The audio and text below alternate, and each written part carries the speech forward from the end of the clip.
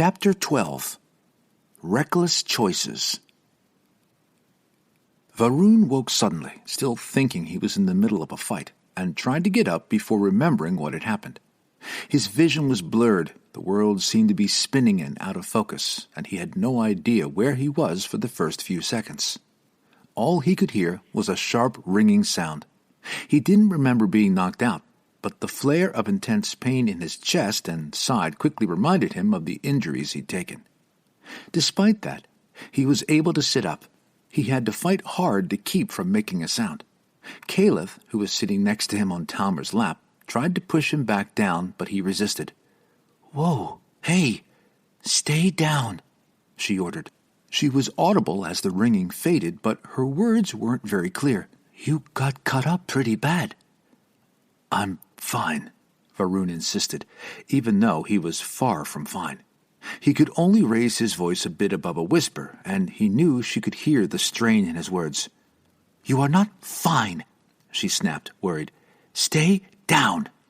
Reluctantly, he stopped fighting to get up, but he still refused to lay down again. He glanced around the clearing once more as he was awake enough to actually focus on his surroundings. It was around mid-morning. Talmer and Caliph were near him, both worried.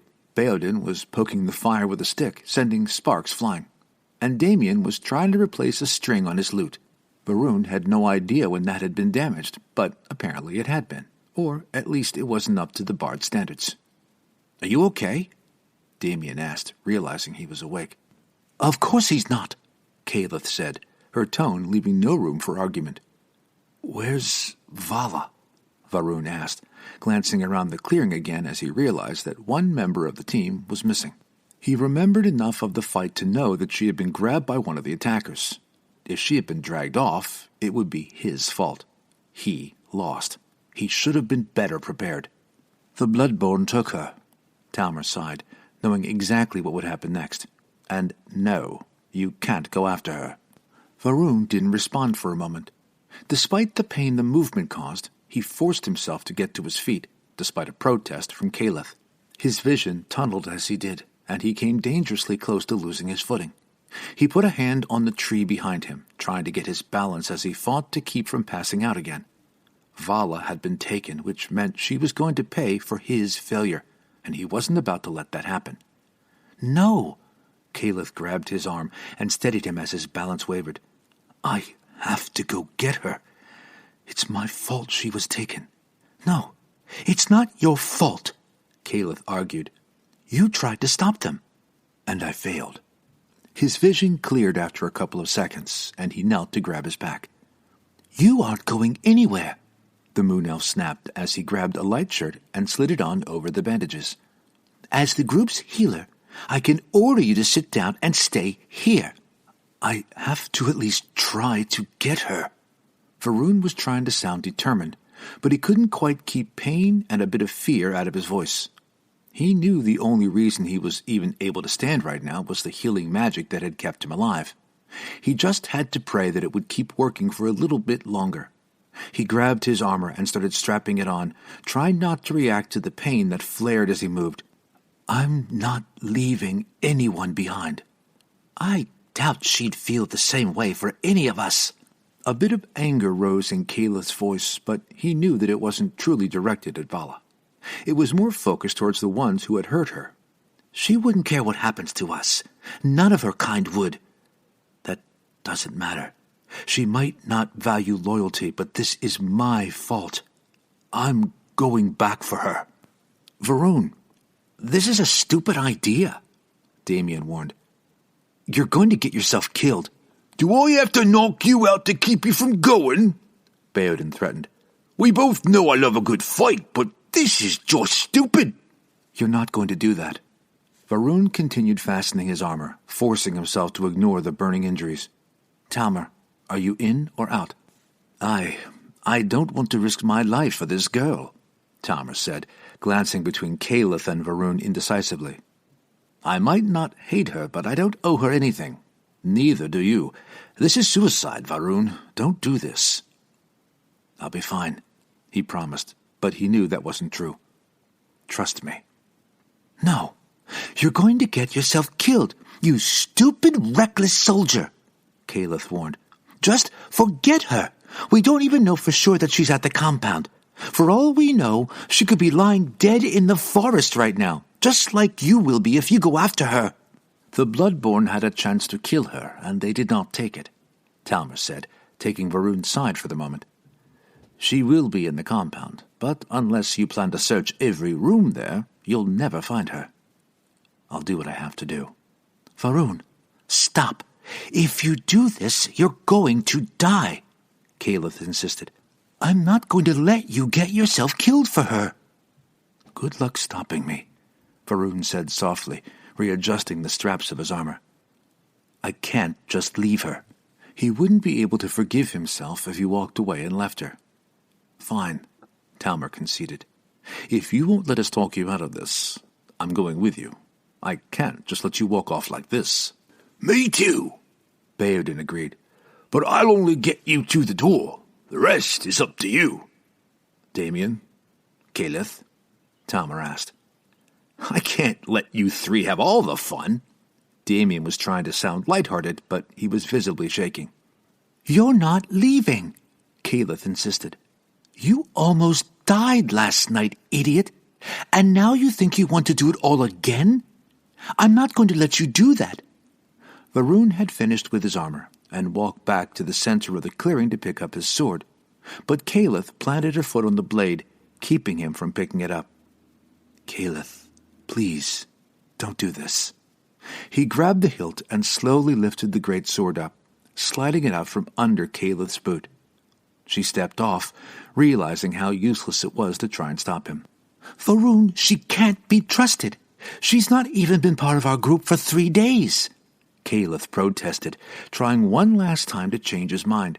She tried to block his way, but he moved around her. You don't even know her.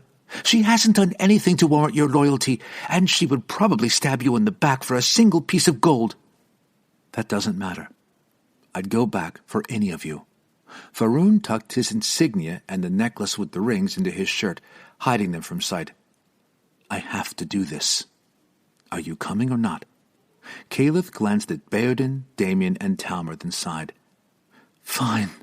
I'm coming, she conceded. If you're really going to do this, I'm coming too. They reached the compound easily enough, but Varun could tell that even with his friends as backup, getting in would be tough. A dozen guards patrolled the outside of the compound. Most of them were wearing simple black leather armor, but 4 wore distinct silvery white armor. Varun had a suspicion that they would be tough to beat. Talmer and Kaleth started the fight, shooting 2 of the guards before the others had any idea of what was happening. Although she wasn't quite as good as Talmer, Kaleth was an expert shot. The 2 guards fell dead before they hit the ground. Baodin, Damien, and Varun rushed out of the bushes, weapons flashing. Baodin buried his axe in the knee of one of the white-armored guards. He stumbled, trying to keep his balance, but failed. He dropped to his knees, barely managing to block the next swing of the axe, which was aimed at his neck. Baodin headbutted him, momentarily stunning him, then swung the axe again, nearly decapitating the man. Damien had a rapier in his hand and was jabbing at one of the guards, moving so quickly that the blade seemed to become a silver blur. The guard did his best to fend off the strikes, but while he was distracted, Kaleth finished him off with an arrow. 2 of the guards rushed at Varun, trying to flank him.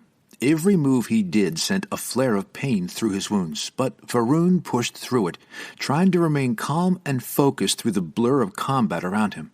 He feinted for one guard's head, then went for his legs, a move he tried on the Chimera hybrid. The guard was nowhere near as agile as the assassin, and he couldn't move fast enough to avoid the strike. The other died just as quickly. The rest of the guards scrambled, quickly overwhelmed. Even the white-armored guards, who were noticeably better trained, couldn't stand for long against multiple opponents. Seeing that none of the guards were a threat anymore, Varun ran to the huge double doors of the compound. He was about to pull them open, but paused, glancing at the 4 people standing behind him. He knew they were right. Going into the compound was effectively accepting death. Although he was willing to gamble with his own life, and had to believe that he would be able to make it despite his injuries, he didn't want them to take the same chance. Varun, what's going on? Damien asked warily. "Are we doing this or not?" "I need you to stay out here," Varun said softly. "I don't want any of you to get hurt." "We're going with you," Talmor insisted. "No, if we all go in and something happens, there might not be anyone left to warn the people about the Bloodborn. If I go in alone, the rest of you can still get away." "Then I'll go with you and the others can go," Talmor pressed. "Two have a better chance than one." "You need to protect Kaleth. Besides, you're a ranger. Your skills will help them better than they'll help me." "He's right," Bairden said, a bit begrudgingly. "You can survive in the woods better than the rest of us." "Okay, if we're going, we should go," Damien muttered, shifting from foot to foot nervously. Varun could tell that the adrenaline of the fight was wearing off, and the human was starting to panic. "Give me until sundown," Varun pleaded. "If I'm not back by then, I should be back by sundown, all right? Go." "Fine," Talmor conceded. "But if you won't let us talk you out of this, at least take this with you." He pulled an arrow out of his quiver. This one was tipped with black fletches, unlike the normal brown ones. He handed it to Varun, careful not to touch the tip. "It's been dipped in a poison that will knock out anyone who's hit with it," he explained. "I usually use them for hunting large, hard-to-kill creatures, but hopefully it'll work on people too. It's the last one I have, but I have a feeling you'll need it." "You better come back," Kayla said. Her voice cracked slightly as she spoke. She was clearly worried about him, but too scared to go in herself. She also knew that talking him out of it wasn't going to work. "If you don't, I'm going to find you and kill you myself." She stepped forwards and grabbed him in a hug. He tensed inadvertently. He hadn't been expecting that and didn't really know how he was expected to respond. Then he saw her eyes flash as she cast a spell. A bit of a lingering pain from his injuries faded. She stepped back, a little unsteady after using quite a bit of her energy to heal him, and Talmor took her arm to make sure she didn't fall. Varun gave Kaleth a grateful nod. "I'll be back soon," he promised, but they all knew that he likely wouldn't be able to keep it. Thankfully, none of them protested further. They disappeared back into the trees, and Varun opened the doors. He found himself in a maze of dark stone halls lined with doors. After a few minutes of searching, he realized just how hard it was going to be to find one person in a huge fortress. There were surprisingly few guards rushing to meet him, and the few that did run into him were cut down quickly.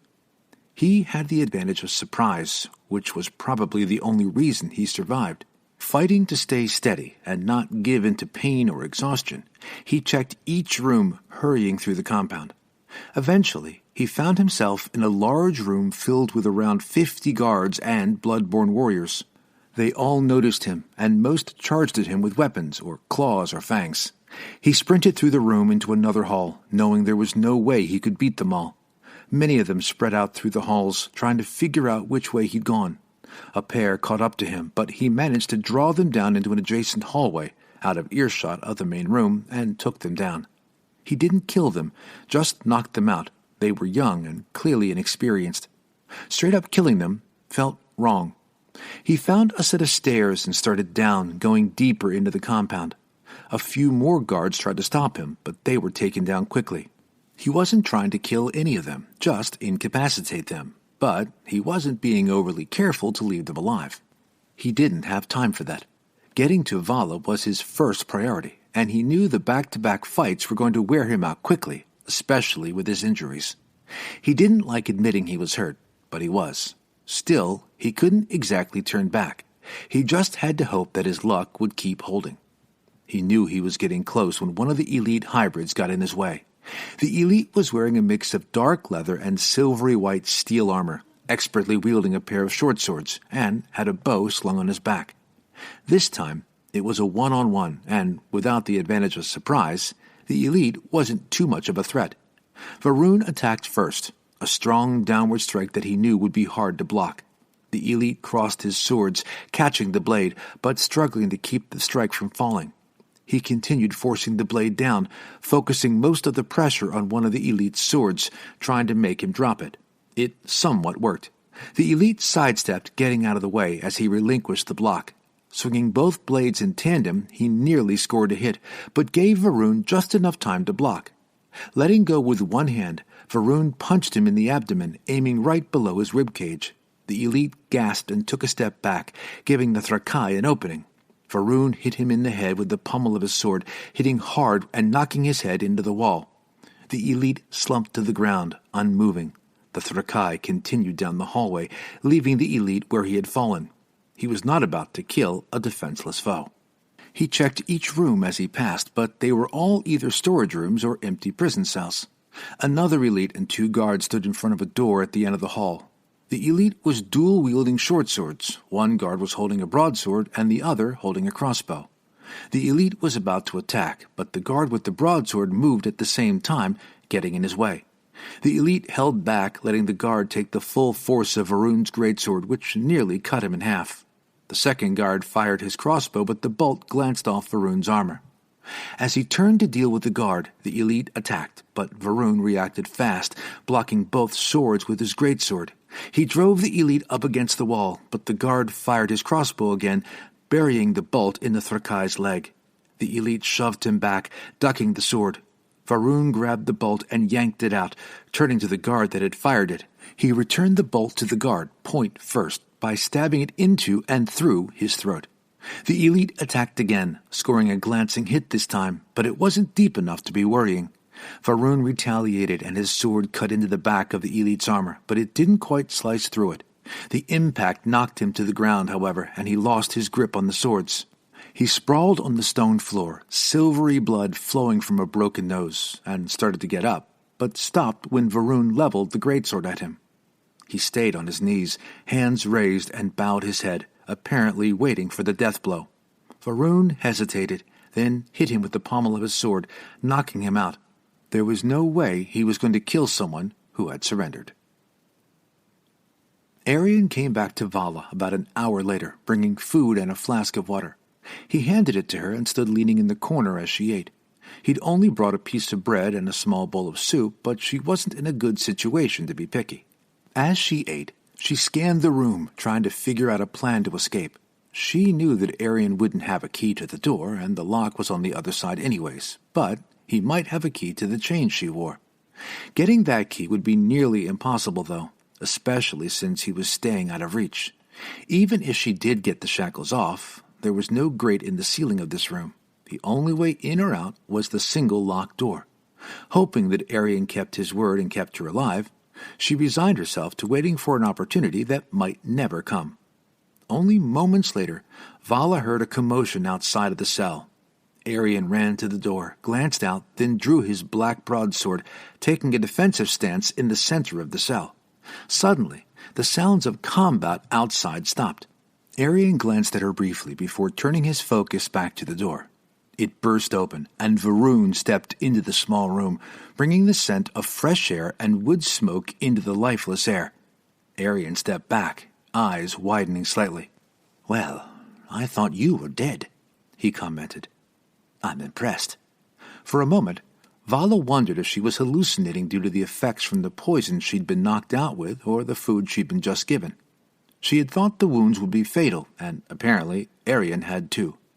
Stepping forward, Varun swung his blade, but the Talrin ducked, rolling under the strike. He slashed at Varun's legs, but the Thrakai jumped back, letting the strike fly by harmlessly. He drove the Talrin back, parrying each blow despite the physical toll he'd already taken. Arian moved one step too far, and Vala was able to reach him.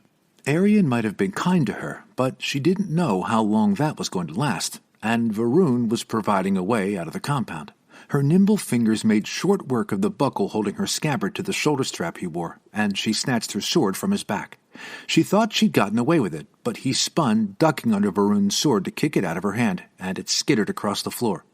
Vala yanked at the chains, pulling them taut as she scowled at the Talrin, but she knew she would be unable to break free. Even though Arian wore barely any armor, he was fast enough and agile enough to avoid being hurt. He darted around Varun, attacking every possible opening in his opponent's guard, but the Thrakai either blocked or avoided every strike. Vala could tell he was tiring fast, but he wasn't going to give in. They fought without a single hit landing for several seconds, blades flashing in the dim light. For some reason, Vala thought Arion was holding back.